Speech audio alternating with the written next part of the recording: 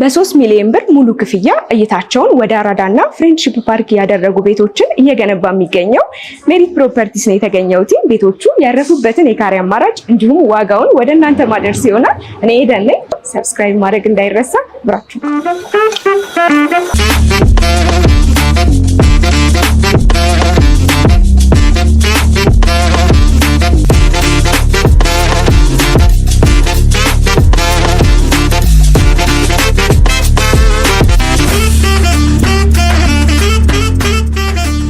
ሰላም እንዴት ነህ? ለነሽ እንኳን ደህና መጣሽ። እንኳን ደህና ቆየኸኝ። በመምጣትሽ በጣም ደስ ብሎናል። እሺ መሰግናለሁ። እንግዲህ ቤቶችን በ3 ሚሊዮን ብር እየሸጣችሁ መሆኑን ሰምቼ መረጃውንም ለማጣራት ነው ወደ እናንተ የመጣሁት። እውነት በ3 ሚሊዮን እየሸጣችሁ ነው? አዎ እውነት ነው። በ3 ሚሊዮን ብር እንግዲህ መሀል ከተማ ፒያሳ ላይ አፓርትመንት ቤቶችን እየሸጥን ነው። የሰማሽው መረጃም እንግዲህ እውነት ነው ማለት ነው። በጣም ጥሩ። እንግዲህ እስቲ ቅድሚያ እንተዋወቅ። ስምህን ማን ልበል? እሺ አመሰግናለሁ። ዳዊት እባላለሁ። ሜሪት ፕሮፐርቲ ውስጥ እንግዲህ በሱፐርቫይዘር ሌቭል ነው እየሰራሁ ያለሁት። መልካም። እሺ ሜሪት ፕሮፐርቲን ለማያውቁ ተመልካቾቼ ሜሪት ፕሮፐርቲስ ማን ነው? ሜሪት ፕሮፐርቲስ እንግዲህ ከሪል ስቴት ዘርፍ ውጭ እንግዲህ በ15 ዓመት አካባቢ ላይ የተለያዩ ቢዝነስ ዘርፍ ላይ የቆየ ካምፓኒ ነው። አማና ፒፒአር የሚባል የፓይፕ ፋብሪካ አለው። ከዛ ውጭ ደግሞ ኢምፖርት ኤክስፖርት ላይ እንደዚሁ አማና ኢምፖርት ኤክስፖርት የሚባል አለው። ፎር ዩ ትሬዲንግ ፔልስ የሚባል ደግሞ የዘይት ፋብሪካም አለው።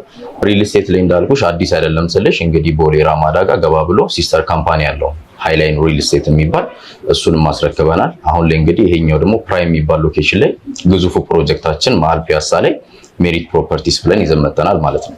ጥሩ። እንግዲህ እኔም ሰምቼ የመጣሁበት አሁን ለሽያጭ ክፍት ያደረጋችሁት ሳይት ኤግዛክት ሎኬሽኑ የት አካባቢ ነው የሚገኘው? ኦኬ ኤግዛክትሊ እንግዲህ የሚገኘው አራዳ ፓርክ አሁን የተመረቀው ከሱ ፊት ለፊት ነው የሚገኘው። ከጠገቡ ደግሞ ወዳጅነት ፓርክ አለ። ቅርብ ርቀት ላይ ደግሞ ቤተ መንግስት አለ። በድሮ አጠራሩ ደግሞ ይሄ እሪ በከንቱ የምንለው አካባቢ ላይ ኤግዛክትሊ እዛ ጋር ነው የሚገኘው ማለት ነው። ዙሪያው ላይ እንግዲህ ፓርኮች ናቸው። ምንም የሚከልለው እይታው ራሱ በጣም አሪፍ ነውና ብዙ ሰውም እየወደደው ያለው ፕራይም የሚባል ሎኬሽን ላይ ነው ያለነው ማለት ነው። ኦኬ መልካም። ለመኖር ምን ያህል አመቺ ነው ቦታው? እንግዲህ በጣም ብዙ ሰው እንግዲህ በስልክና ቦታውን ሳያዩት ካወራናቸው በኋላ መጥተው ሲያዩት ግን የሚኖራቸው ኢሜጅ የተለያየ ነው። እንዳልኩሽ ምንም የሚከልለው ነገር የለም። መስኮትሽን ስትከፍቺ ፊት ለፊት የምታዩ ፓርኮች ናቸው። ከፊት ለፊት በኩል አራዳ ፓርክ አለ። በጣም የሚያምር ነው። አሁን ቅርብ ጊዜ የተመረቀው ማለት ነው። በቀኝ በኩል ደግሞ ወዳጅነት ፓርክ አለ፣ ወደ ቤተ መንግስት እይታ ያለው ማለት ነው። ስለዚህ በጣም ፕራይም የሚባል ሎኬሽን ብትኖሩበት ለኢንቨስትመንት በጣም አዋጭ የሆነ ቦታ ነው ማለት ነው። ስለዚህ እንግዲህ ይህን ቤት የሚገዙ ሰዎች ከቤታቸው በረንዳ ላይ ሆነው የአራዳና የፍሬንድሺፕ ፓርክን ማየት ይችላሉ ማለት ነው። በሚገባው። እሺ እንግዲህ ምን አሚኒቲዎችን አሟልተዋል? መሰረታዊ የምንላቸውን እንዲሁም ተጨማሪ ምን አሚኒቲዎችን አካቶ ይዟል? ኦኬ እንግዲህ እንደነገርኩሽ ከሎኬሽኑ አንፃር ሴንተር የሚባል ቦታ ላይ ስላለ ህንፃውን እንግዲህ በሚገባ ይሄ ዘመናዊ ለማድረግ በጣም ጥረናል ማለት ነው። ያ ማለት እንግዲህ እነዚህ መዋኛ ገንዳ፣ ጂምናዚየም፣ ስፓ እነሱን ሁሉ ያጠቃለለ ነው የሚሆነው። ቤዚክ የሚባሉት ደግሞ ለምሳሌ ስታንድ ባይ ጀነሬተር፣ የመብራትና የውሃ ችግር ምንም ኢሹ የሚሆንበት ሳይት አይሆንም ማለት ነው። መልካም። እሺ ህንፃው ላይ የሚገኙትን አሚኒቲዎች ነግረኸኛል። አካባቢ ውስጥ በዙሪያው ምን ነገሮች ይገኛሉ? እንደ ሃይማኖት ተቋማት፣ ትምህርት ቤቶች፣ መሰረተ ልማት የምንላቸው ምንን ይገኛል? ኦኬ ሎኬሽኑ ለሚያውቀው ሰው በደንብ ኖቲስ የሚደረግ ነገር ነው። ከዛ ውጭ ግን ምናልባት አካባቢውን ለማያውቁት እንግዲህ ፒያሳ እሪ በከንቱ አካባቢ መሀል የሚባል ሴንተር አካባቢ ላይ ቅርብ ርቀት ላይ ትምህርት ቤቶች አሉ። ለምሳሌ እንደ ሊሴ ገብረ ማርያም አካባቢ ትምህርት ቤቶች አሉ። ከዛ ውጭ ደግሞ አብሮሆት ቤተ መጻሕፍት አለ። ማንበብ ለሚወዱ ሰዎች አብሮሆት ቤተ መጻሕፍት አለ። ዙሪያው ላይ ደግሞ ፓርኮች ብይሻለሁ። እንግዲህ እዚህኛ ሳይት ላይ የሚገዙ ደንበኞች ዎኪንግ ዲስታንስ ወጥተው ወክ ማድረግ የሚችሉበት፣ ጥሩ አየር የሚያገኙበት፣ ከዛም ደግሞ ሳይክል መንዳት ከፈለጉ ሳይክል የሚነዱበት አካባቢ የተመቻቸ ነው ማለት ነው። ቤተክርስቲያንም ከፈለጉ የእምነት ተቋማትም ከፈለጉ ደግሞ ቅርብ ርቀት ላይ የሚገኙበት ሳይት ነው። ስለዚህ በጣም አሪፍ የሚባል ሳይት ነው የያዝነው ማለት ነው። ጥሩ። እንግዲህ አሁን ለሽያጭ ክፍት ያደረጋችሁት ሳይት ከባለ ስንት መኝታ ጀምሮ ይዟል? እንዲሁም ደግሞ ያሉትን የካሬ አማራጮች አያይዘህ ንገረኝ። ኦኬ እዚህ ሳይት ላይ እንግዲህ ከባለ 1 መኝታ እስከ ባለ 3 መኝታ ነው አሁን ለሽያጭ ያወጣነው። ባለ 1 መኝታ 49 ካሬ፣ ባለ 2 መኝታ 95፣ ባለ 3 ደግሞ 130 ካሬ ማለት ነው። ጥሩ። እንግዲህ እኔም ሰምቼ እንደመጣሁት ወደ እናንተ በ3 ሚሊዮን ብር ቤት የሚል መረጃ ደርሶኝ ነው የመጣሁት። እሱኛው የትኛው የቤት አማራጭ ነው ያለው? እንዲሁም ደግሞ አጠቃላይ እንደየቤቶቹ ሁኔታ ዋጋቸውን አያይዘህ ንገረኝ። ኦኬ እንግዲህ የሰማሽው ዋጋ 3 ሚሊዮን የሚለው የባለ አንድ መኝታ 49 ካሬው ነው። ያ ማለት ሙሉ ክፍያው 4 ሚሊዮን 410 ሺህ ብር ነው። ያ ማለት 100% ለሚከፍሉ ደንበኞች 70-30 የምንለው ቅናሽ አዘጋጅተናል። ያ ማለት 70% ሲከፍሉ 30% ደግሞ ተቀናሽ እናደርጋለን ማለት ነው። ስለዚህ ቶታል ለሚከፍል ደንበኛ አጠቃላይ ክፍያው የባለ አንድ መኝታው 3 ሚሊዮን ብር ይሆናል ማለት ነው። 100% ለሚከፍሉ ማለት ነው። ባለ ሁለቱ ላይ ደግሞ ስንመጣ የ95 ካሬው አጠቃላይ ክፍያው 8 ሚሊዮን 555 ሺህ ብር ነው የሚሆነው። 100% የሚከፍል ደንበኛ ሲሆን ደግሞ 5 ሚሊዮን 985 ሺህ ብር ይሆናል ማለት ነው። የባለ ሶስቱ ላይ ስንመጣ ደግሞ አጠቃላይ ክፍያው 11.7 ነው። ሙሉ ፐርሰንቱ መክፈል የሚፈልግ ወይ ደግሞ የሚችል ደንበኛ ካለ ደግሞ ወደ 8.1 ሚሊዮን ብር ይመጣል ማለት ነው። ትልቅ ዲስካውንት ነው። ትልቅ ዲስካውንት ነው። የመኪና መግዛት የሚችል ብር ነው የሚያገኙበት። ጥሩ እንግዲህ ሙሉ ክፍያውን መክፈል ላይ የማይችሉ የተመቻቸ አማራጭ አለ? ትክክል። አሁን ለምሳሌ ሙሉ ክፍያውን መክፈል የማይፈልግ ወይ ደግሞ የማይችሉ ደንበኞች ካሉ በ10% ቅድመ ክፍያ ቤቶቹን መያዝ ይችላሉ። ለምሳሌ ያክል አሁን ባለ አንድ መኝታው 49 ካሬው አጠቃላይ ክፍያው 4 ሚሊዮን 441 ሺህ ብር ነው። ያንን አሁን በ10% ቅድመ ክፍያ 441 ሺህ ብር ቅድመ ክፍያውን ከፍለው ቀሪ ክፍያውን ደግሞ ፕሮግረስሊ መክፈል ይችላሉ። ባለ ሁለት መኝታው ደግሞ 8 ሚሊዮን 555 ሺህ ብር የነበረው በ10% ቅድመ ክፍያ 855 ሺህ ብር ከፍለው ቤቱን መያዝ ይችላሉ ማለት ነው። እንደዚሁ ደግሞ ባለ 3 መኝታው 130 ካሬ አጠቃላይ ክፍያው 11.7 ነው። የሱን ቅድመ ክፍያ 10% 1 ሚሊዮን 170 ሺህ ብር መክፈል ይችላሉ ማለት ነው። ጥሩ እንግዲህ እነዚህን ቤቶች ከእናንተ ለሚገዙ ደንበኞች ያከፋፈሉ ሂደት ምን ይመስላል?